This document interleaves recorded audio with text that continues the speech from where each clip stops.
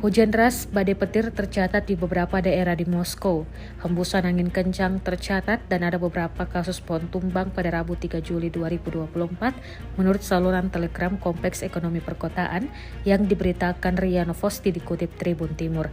Rekaman petir yang terjadi di Moskow juga beredar di Telegram pada Kamis 4 Juli 2024 dan membuat warga panik.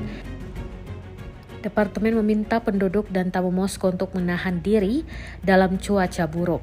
Jika ini tidak memungkinkan, disarankan untuk sangat berhati-hati, tidak bersembunyi di bawah pohon dan tidak memarkir mobil di dekat mereka.